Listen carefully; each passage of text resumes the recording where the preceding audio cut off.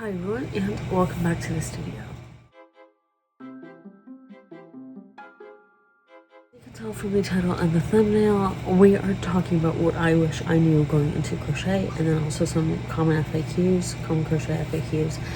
Now these are common crochet FAQs that I see being asked on social media, but I'm specifically choosing the ones that I've gotten asked before by friends, family, the people I've interacted with on social media, in person, about crocheting. So I just chose the ones that I specifically get asked, and like I said, I do see them getting asked just in general, but I don't see these ones asked and answered as often.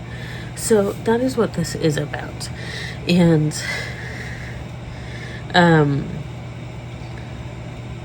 I'm not going to go over general crochet FAQs because I feel like those have kind of been done over and over and over again, so that's why I'm focusing on the ones that I get that are common FAQs but aren't as common as some of the others. So I'm only posting this to my crochet account just because I'm feeling a little bit lazy while doing this, so no, we're going for it. But with all of that said, we are going to get into this video. I need to lotion my hands. I have another video that I'm working on for my other channel, Shanna Does Stuff. Did I even, oh my god, I have not updated Shanna Does Stuff. Okay, so I have realized that I have not updated my videos with my new username for my other channel, Shanna Does Stuff. So yes, this video onward, I will try to go back into some of my other videos and edit that. But this video onward, my other channel is the Shanna. It's been like this since February-ish. It's the Shanna Eileen Show. It's Shanna Does Stuff, not the Shanna Eileen Show. So anyway, I'm doing another video over on that channel where I'm trying to get some self-care habits going a little bit more strongly. So I'm trying to remember to lotion my hands a little bit more regularly. But with all of that said and out of the way now, let us finally get into this video. So I have 8 things that I wish I knew. I have 16 points that I'm going to go over in total. 8 things that I wish I knew going into crochet, and then 8 FAQs that I get and that I've seen around. So it's one of the ones that I've gotten. Like I said, I see them, but I've gotten them personally. So anyway, 8 things I wish I knew. I am going to explain these. The general stuff is down below in the description. First thing is that it's not about being perfect, and something that going into a new craft, a new hobby, what did I say like that, hobby, a new hobby, you kind of expect it to go perfectly the first time and seamlessly and smoothly. If not perfectly, there's some sort of an expectation of it going smoothly, seamlessly, and that you'll just get it right from the start. I didn't do it perfectly right from the start. I did my first blanket. I'm not sure where that is, but that was my first ever project, and there were definite issues with it. And then the second blanket that I did, and then I did a woobles, and then I like the concept of woobles, but anyway, we're not going to talk about the woobles right now.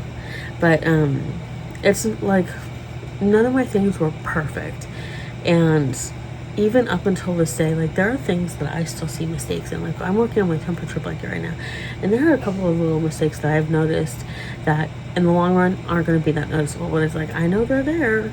So it's not about being perfect, it's just about having fun. And even if it's there are a lot of crochet content creators, that's something that I am hoping to build up to at some points, but right now it's not a huge priority with everything going on in my life. But with crochet content creators, it's they still have to find some sort of joy in it to be able to make it their job or make it a side gig. So at the end of the day, it's about finding joy in another hobby. And at the end of the day, for most people, it is a hobby, and it's not supposed to be that serious. It's not supposed to be like reading. It's not a competition. It's not supposed to be who can make the most, who has the most yarn, who has the best hooks, who has the best yarn, who can afford the best yarn. It's not a competition. It's just about having the time and doing something you love and being happy with your creations at the end of the day. So it's not about being perfect. It's about having fun. So the second thing, kind of in that same train, something that I have been trying to work out of my mentality, especially with like crochet, but just in all areas of my life, but especially crochet, where practice makes better, not perfect, because perfect is not a thing. Unless you're Mary Poppins, perfect is practically unachievable. And there's always going to be some little thing that you're going to see as wrong. Like, thankfully, I have this right here. So, I'm just mentioning this as an example. So, if I didn't point this out to you, if I'm not pointing out the mistake that I know is there, the slight mistake, it's not even a huge mistake. Not even, I keep feeling like I need to sneeze. Okay, it's gone now. It keeps coming and then going away. Anyway, so if I'm not pointing it out to you, you're not going to see anything wrong with this. You might, but I'm not pointing it out to you. You're seeing it from a distance. Even seeing it close up, you might see something wrong. But unless I point it out, it's not going to be the first thing that comes to your attention. But looking right here, so this is where, okay. This is where I had to join the yellow parts when I finished that set of rounds and before going to the second one. I did an invisible join is it called? I'm blanking on the right terminology. Okay. Let's actually add a ninth thing to this.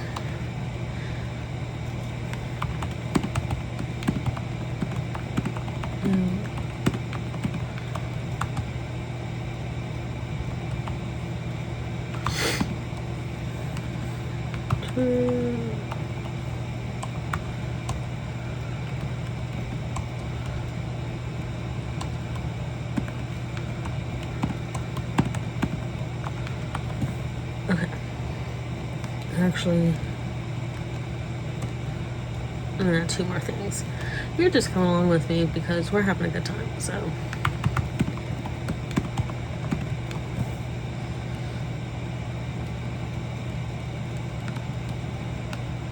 Okay.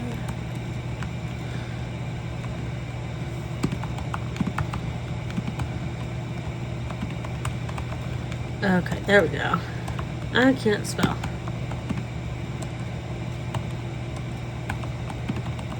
Okay, so, yeah, so basically, like, if I hadn't pointed that out, maybe if you were really looking at something, you could see, like, you can see there's, like, a space there. But again, like, at the end of the day, it's not something that, if you're not a crocheter, it's not something you're necessarily going to notice. Like, my mom and my sister didn't notice that when I showed them this. And they don't crochet. So it's like, it's not something that's going to be very noticeable. And there's always going to be something. And also something that's kind of helped me be okay with mistakes. Like, obviously they bother me a little bit where it's like, oh crap, I made a mistake. But if it's something where it's like, I personally don't like frogging. Like, I've done it a couple of times, but it's like, I don't really like it. And also something that, like I started to say, something that's helped me be a little more okay with making mistakes is, it's like the Irish custom no weaving mistake crochet. So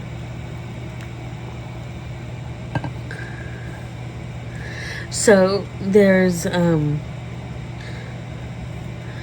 it's basically a custom of leaving deliberate hidden mistakes in crochet, often called a soul escape or fairy notch. It's a belief that an intentional imperfection allows the maker's soul to escape the finished item. Because, you know, we often say, like, oh, like, when you make something, it's like you put a bit of your soul into it. So it's like, if you make a deliberate mistake in it, then that allows your soul to escape. And oftentimes, even though, like, my mistakes aren't necessarily intentional. It's like when I see a mistake, usually I'm like, it's intentional in the sense of like, I'm not going to go back and fix it, because at this point I'm the only one who's really going to notice it, because it's a small, not so obvious mistake. So it's like, it's the intention of not deciding not to go back and fix it. That's something that's made it okay for me, because it's like, hey, like that's actually kind of a nice concept where it's like my soul, like whatever little bit of my soul is in the creation, like with this, it's for Winnie the Pooh. And so once I have it done, my soul will be able to escape Winnie the Pooh.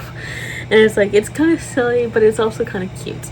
So it's like, practice makes better, not perfect. You're going to get better at it. Like, the first time I did an Anchor the Octopus by Humble Child Co., like, I had a really hard time with the, like, the eyes area. I've gotten better at that. I still have a little bit of trouble with it. But the first time I did that octopus, Anchor the Octopus, instead of doing one row half double crochet and then the other 2 single crochet stitches, I did all 3 rows half double crochet stitches. Excuse me. So it's like, and part of that was because I didn't fully read the pattern and then I misread it. So yeah, it's like a situation where it's like, practice makes them better, not perfect. Like, humans are not perfect. So what we make can be really, really good, but it's never really going to be perfect because it's inherently human. So practice makes better, not perfect. The third thing, I have 10 things now. So I have 16, so I have 18 things in total, 10 things I wish I knew, and then 8 FAQs I get. So the third thing is that burnout will happen, both for the craft as a whole, crochet as a whole, and for specific projects or types of projects. So burnout has happened. I was making blankets, I was making granny squares for a long time. I was doing granny squares for a long time and then doing granny square blankets, and I was like, after a bit I was like, I need to stop. I need to not. And I would be open to the concept, and I'm taking a break from granny squares. I still need to work on a little girl's blanket that I needed to do. So there's that, but I'm putting a pause on that. I wouldn't be and it's going to be in my usual granny square blanket style that I've done, but I wouldn't be opposed to doing like a single granny square blanket, just going and going and going with the granny square until it gets to a blanket size. But that's not going to be for a little while. And I've just been doing a bunch of little projects, and then I started my temperature blanket, and the nice thing about that is, so like burnout's most likely going to happen with that, but I'm trying to not let it happen, partly because I'm trying to keep up with it weekly.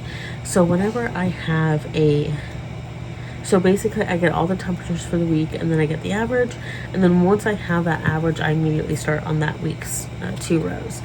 And then that way, like, I try to finish it before the next week, before I start on the next week's, so that way I have a little bit of a break in between doing my weekly averages rows. So it's like, I'm trying to avoid burnout with that blanket by doing that, but burnout's inevitable. So it's going to happen at some point, because when you're doing something for a long period of time, it's going to get to a point where it's like, I am tired of this. I need a break. You need a break during every aspect of your life. It's why we have like a moment. It's why you have moments to have breakfast, lunch, and dinner, or at the very least lunch and dinner if you don't eat breakfast. It's why you have moments to slow down, stop, and eat. It's why you have moments to sleep. So it's like, even though we don't really know why we sleep, it's like we need to stop, or else we're going to burn ourselves out. And that applies to crafting and crocheting. So like I said, burnout will happen both for the craft as a whole. So it's like, there's going to be moments where you just stop crocheting, and then there's going to be moments where you're going with a certain type of project because that's like your comfort project, and then, or your comfort type of project, and then you're just like, I need to be done. Like Anchor Octopuses for a really long time were like my comfort project. Like, I was whipping a lot out, and then it's like, I'm still doing some. I just finished one for my friend, but it's like, okay, I need a break from Anchor the Octopuses. And then I was doing a squid, but the squid was done by the same pattern creator, so I was like, okay, put a pause on the squid, which I still need to finish. But I'll talk about having multiple whips a little bit later, but burnout will happen no matter what. So the next thing, this is thing number 4, I believe. Just because everyone else is doing it doesn't mean you have to. So this one relates to crochet as a whole. Like, you don't have to crochet. You can watch people crochet. Just because everyone else is doing it, or you're seeing everyone else do it, doesn't mean you have to crochet. And then the same thing goes for projects, like a certain type of project, like, oh, everyone's doing a corner to corner blankets, or oh, everyone's doing a cardigan, or everyone's doing a corner to corner cardigan. Just because everyone else is doing it doesn't mean you have to. Just because everyone else is getting a certain type of really expensive yarn doesn't mean you have to. So it's like, it's that thing where it's like, partly because social media has made it so that we have sort of parasocial relationships with each other, with people that we do not know, celebrities and not celebrities alike, and celebrities and influencers, and just people we follow on social media alike. It's caused us to have parasocial relationships, and then we see other people doing it, so it's like, oh, I need to get that really expensive wool yarn. When it's like, that might, like, getting that really expensive wool yarn might not be in budget for you, and you might not have a plan for it, and then it just ends up sitting around. So it's like, it's that kind of thinking where it's like, just because everyone else is doing it, like I've said, doesn't mean you have to. So the next thing, I think this is number 5. Yep. Number 5, different techniques work for different people. So you might need to do yarn over. So when you're crocheting, it's yarn over, pull through. Or I know yarn under has started to become popular. That might work. Yarn under might work better for you than yarn over. Or doing a magic ring might work better for you than just doing a chain 4 and then creating a circle that way. Chaining 4 and creating a circle that way might work better for you than a magic ring. So different techniques work for different people. The way you hold a hook, the way you hold your yarn, the way you keep your tension, that will be different for you than it will be for the next person. Even if you're really close with that person, even if you know them personally and you crochet with them, it'll be different for different people. So the next thing, number 6, is that it's okay to have multiple works in multiple works in progress. So I'm going to combine 6, 7. I'm going to combine 6 and shit. I don't even know what the fuck that means. And it doesn't have a meaning to my knowledge. Anyway, so I'm going to combine the next 2. It's okay to have multiple works in progress, multiple whips, and then it's okay to have 1. It really depends on your work schedule, on what you can do, on your health, what you can and cannot do it depends on your health, it depends on your day-to-day life, what responsibilities you have. So it really depends on what you can do and what you have available to do. You do not need to have multiple works in progress going at once. It's okay to have 1. It's okay to have multiple, because that multiple will allow you to bounce between multiple different ones and not get burnout as quickly. But it doesn't matter if you have 1 or if you have 10. So the next one, number 8, is it's not about keeping up with crochet content creators or crochet influencers. It's about going at your own pace. You see, like, there's quite a few crochet and yarn craft influencers and content creators that I see. They have their wall of yarn, which I would love to have, but for me, it's not reasonable, financially speaking, spatially speaking, and just responsibility speaking. It's not reasonable for me to have that, and it's not reasonable for many people to have that, because when you're a content creator or an influencer of any kind, crochet specifically, like, that's your job. It's your job to be crocheting constantly. It's your job to be constantly doing that, so having multiple resources makes more sense. Where if that's not your job, if it is a hobby, it's not as prevalent for you to have all of the resources and try all of the different gadgets. So number 9 is that you do not need to know all the terminology, techniques, styles, or stitches. You need to know the basics. As with any hobby, as with any craft, you need to know the basics, but you don't need to know all the different techniques, all the different styles, all the different stitches. You just need to know the basics, and the basics are perfectly fine, and sometimes that's all you need to know, and sometimes that's all you want to know or have to know based on your other responsibilities. So the next one is that you don't need to knit just because you're doing crochet. I see a lot of people where it's like, oh, like I crochet now, so let me start knitting, or vice versa. Oh, I knit, let me start crocheting. So you don't necessarily need to do that. If you're happy with crochet, go for crochet. Like I did try to start knitting, and overall, like I do remember. Let me get back in frame. 1 second. I do remember the overall basics for knitting, and like I could get back and do something really small and basic. But it's like I'm perfectly happy with crochet, and knitting would just open up a whole new floodgate that I do not have the time or mental capacity for.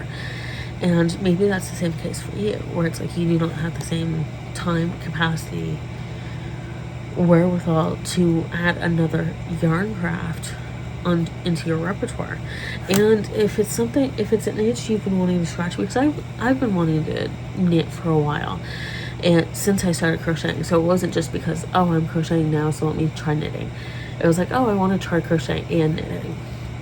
And if that's an itch that you need to scratch for whatever reason, I highly recommend trying Tunisian crochet. These are the very basic stitches, but it kind of looks like knitting a little bit. I'm looking at the back. It looks a little bit like knitting. And so it's like, it's not going to look exactly like knitting, and I know there are certain stitch styles that you can get to make crochet look like knitting. So it's like, that's an option. Well, with Tunisian crochet, that's an option. So look into that. And that is it for 10 things I wish I knew. And then for the FAQs, I'm going to go through these kind of quickly to not prolong this video. But the first one is, what color or colors do you usually try to have handy? I try to have like the basics, so red, white, and then some of my favorite colors like green, pink, red, orange. I try to have some of my favorites on hand, because then I'll make it easy for me to do a project in my favorite colors. And I also try to have some colors for holidays, so like St. Patrick's Day, I'll have like green, maybe a little bit of yellow and black and white. Christmas, obviously green, red, white. And then, let's see, 4th of July, even though I don't really do that one, red, white, and blue. I try to have some colors for the holidays. I try to have some colors for some of my friends and family's favorite colors, so I can make them a little something. So it's like, I try to have the basics at the very least. So the rainbow Roy G bib is like usually the best way to go for basics, because then you have, even if you don't have like the specific shade, you'll still have something to go off of. Next up is it common to have a favorite hook and or yarn? I would say yes. I'm really loving the Hometown yarn, which is a lion burn yarn. I'm really loving it. It's what I'm doing this Winnie the Pooh in. I really like that. I really like loops and threads. I think those are the main ones. I really like the caron cakes. Like those ones, caron cakes, if anyone were to ask me what's like the yarn that I would go for, caron cakes would be at the very top. And then probably this one would be second. And then hooks, it is common to have a favorite hook. I don't think I have a favorite hook. I do have my 5mm hook, which I use the most often, but I don't necessarily have a favorite. But I think it is pretty common to have a favorite hook. It is common. So the third thing is it easier and or quicker than knitting? Is crocheting easier and or quicker than knitting, or is knitting easier and or quicker than crochet? I think it really depends on what you start off with. If you started off with crochet, knitting can be a little bit harder to get into. Like you still have like some of the basics of like the understanding of how yarn works and tension works. It really depends on how quickly you pick it up and how much time you commit to the other craft. So it really depends on what you started with and then what time you're committing to both of the crafts. So the next one, number 4, is what is the best brand and or hook? What is the best brand for hooks and or yarn. I know a lot of people say Clover is a really good brand for hook. I haven't used Clover, or maybe I have. I think I might have, but like for me it didn't make that much of a difference. And if you have, like, I got my set off of Amazon and I've just been using it and it works fine for me. So if you have a set of hooks that work great for you and are doing the job, then that's great. If you want to upgrade it, that's also great, but you don't necessarily need to if you have hooks that are working great for you. And the same thing goes with yarn. People will say, oh, wool is the best, but if you're doing fine with acrylic, and if acrylic's the only one in your budget, then that's what needs to happen. So the next one, number 5, is, do I need all the stuff being promoted on social media? At the end of the day, no. You just need a hook and yarn. And some of the things can genuinely help. I have some things that are being promoted on social media, but it's not necessarily a necessity to have everything. Like I said, you just need a hook and a yarn and a little bit of time to dedicate to crocheting.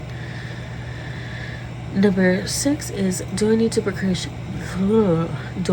crocheting all the time during my free time? And the answer to that is no. Now I do it, like, I don't do it all the time during my free time. I will do quite a bit of it. I'll do it before bed. I'll do it in the mornings when I'm working on my temperature blanket before work. So it's like just finding a little 5-10 minutes every day to do a little bit. And other hobbies are very much important, which leads into my next question, the next FAQ I get. The 9th one, what about my other hobbies? So your other hobbies are just as important. So it's like setting aside time. Maybe something that I've started to try to implement is having a set structure. Now I can go outside of this structure, but for when I'm going to bed, right before bed, so there's like a 30-minute period that I have to wind down between my shower and actually lying in bed and getting my head on the pillow to sleep, because I have a little bit of a hard time sleeping if I don't have my wind down period. So during that time, Sundays through Thursdays, that 30 or so minutes of my wind down time, Sundays through Thursdays will be dedicated to reading. That 30-minute period is reading period. And then Fridays and Saturdays, that 30-minute period is crochet. Oh no, it's the other way around actually. Sundays through Thursdays, that 30-minute period is crochet, and then Fridays and Saturdays is reading. And again, I can read after dinner when I'm sitting at my desk and having something playing in the background. I can do some reading, or I can do some crocheting, or if I am out and maybe it's like I'm not doing a whole lot, or I go to friends, I can crochet if we have a little bit of downtime at that friend's. And then I had a girls trip with some friends and I brought both books and reading, and this was before I implemented my schedule, but it's like I did both crocheting and reading during some downtime that we had. So like it might help if you set up a structure or some sort of schedule for doing specific hobbies. But again, like leaving yourself room to do those hobbies outside of that structure if you find a little free time and need to do something with your hands. But maybe setting some sort of a structure or schedule. And then the last FAQ that I get, number 8, is, do I need a crochet nook? Do I need a spot, kind of like a reading nook? Do I need a spot where it's only dedicated to crochet? If it'll help you, then I would say go for it. But at the end of the day, I don't think it's needed necessarily. So, like I said, if it'll help you, like set up a little crochet spot, go for it. With me, I usually just crochet here at my desk or in my rocking chair in the mornings before I go to work. I don't have a set spot, or I do it on my bed before I go to sleep. I don't have a set designated crochet spot, crochet nook. You don't need one. It can be aesthetically pleasing and it can help where it's like, okay, once I'm sitting down in that spot, that means I crochet. And like that's kind of like with setting up a schedule where it's like, okay, once I'm sitting down on my bed for my 30-minute wind down, and so I guess I also do reading, so it's like maybe it's just setting up a time, setting up a space to do it, but it's having a crochet nook is not necessary. So that is the end of this video. Let me know your thoughts down below in the comments, your responses to some of these questions, or what you wish you knew getting into crochet. Thank you all for watching, And I'll see you all in my next video.